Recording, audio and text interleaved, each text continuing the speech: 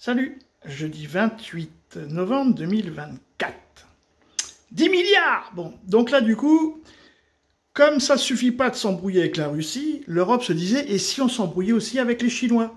Parce que c'est une bonne idée, hein? Donc, on invente une histoire, vous allez voir, c'est pas LCI, hein, c'est LC Wood. Je vous assure, c'est... Bon, moi c'est tout frais, là, hein, je rigole pas encore, mais quand je vais le regarder une deuxième fois, c'est incroyable. Hein, franchement, vous allez voir une vraie histoire. Et donc, à un moment donné, la Chine va répondre, enfin, vous allez voir. Mais déjà, on va commencer par regarder l'histoire.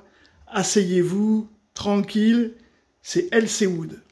Transactions financières. C'est long, hein, je vous le dis tout de suite, c'est très long. Donc, la Scandinavie, l'Allemagne, les pays-baltes, quelles sont ces premières conclusions de l'enquête? Eh bien, la piste principale se confirme. Le coupable, le voici, le Yipeng 3, un vraquier chinois, un géant des mers de 225 mètres de long pour 32 mètres de large, dirigé par un capitaine chinois et qui venait de quitter un port russe dans la région. Les enquêteurs ont pu reconstituer les événements. Voilà ce qu'il s'est passé. Il est 21h, nuit noire sur la Baltique, personne à l'horizon. Le Yipeng 3 navigue au large de la Suède, il longe l'île du Gotland, ici, à tribord comme on dit. C'est alors que l'équipage jette l'ancre par-dessus bord, attend qu'elle touche le fond à 250 mètres de profondeur. Alors il faut réaliser, ça prend déjà une petite demi-heure, puis le navire reprend sa course et sur plus de 150 km, il va traîner son ancre sur les fonds marins. Il accroche un premier câble, il le traîne jusqu'au moment où la tension est trop forte et le câble cède. Le Yipeng 3 n'en a pas terminé, il continue vers le sud, lentement, toujours en pleine nuit. L'équipage est aux aguets, à l'affût du moindre navire alentour et cherche visiblement la discrétion maximum. Il éteint le transpondeur, cet appareil obligatoire en théorie qui signale les positions. Le navire parcourt environ 60 km en vaisseau fantôme indétectable, avec encore et toujours son ancre massive qui continue à racler le fond. On a fait les calculs, cela représente 6 heures de navigation sans que personne ne se doute de ce qui est en train de se passer. 3 h du matin, le navire accroche un second câble. Là encore, il le traîne lentement dans le sillage du bateau, plein gaz, jusqu'au moment où le câble cède à son tour. Et ce n'est qu'après que l'équipage lève l'ancre et rallume le transpondeur. Sauf que, malgré toutes ces précautions, il se fait repérer. Effectivement, des navires de l'OTAN, rien que ça, danois, suédois et finlandais le prennent en chasse avant de la raisonner. Sur ces images, on voit le Yipeng 3 cerné par des navires de guerre.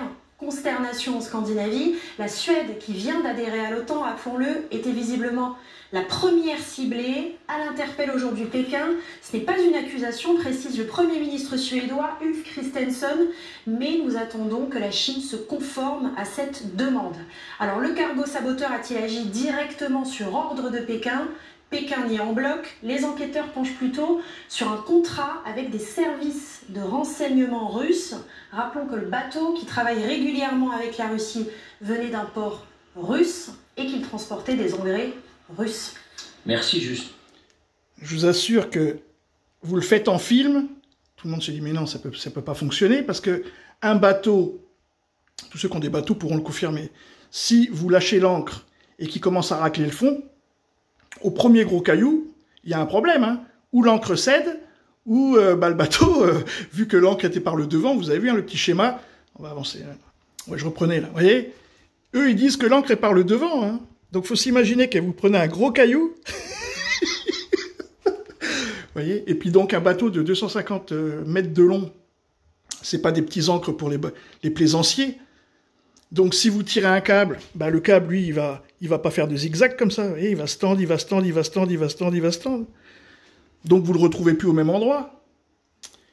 Ça n'existe pas, cette histoire. Hein, c'est pas possible.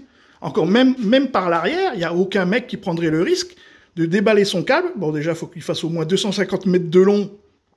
C'est ce qui nous explique. Moi, je suis pas certain que les bateaux aient 250 mètres de chaîne. Parce que ça me paraît énorme, mais bon, pourquoi pas, admettons. Bon, ça touche le fond, et donc vous prenez le risque, ben en fait, vous coulez le bateau, quoi. Vous pouvez faire arracher le système d'encre et tout ça. Et tout ça pour gagner quoi? Rien, parce qu'il n'y a rien à gagner là-dedans, quoi. Le mec, il n'est pas sûr de réussir, il sait pas où sont les câbles, il va à la pêche, nous on appelait ça, quand on était jeune, on appelait ça la pêche au raccro. Vous lancez votre canne à pêche avec un triple hameçon, et puis vous ferrez, bam, bam, bam, puis des fois vous avez un poisson, ça s'appelle la pêche au raccro. Ben, c'est exactement ce que fait le bateau, là. Mais ça, c'est dans un petit bateau de plaisancier, mais un vraquier de 250 mètres. Mais c'est une blague. Donc tout est une blague. Donc alors après, pourquoi vouloir s'embrouiller avec les Chinois? Ça, c'est dans les futures guerres qui arrivent. Sur ce, les amis, salut!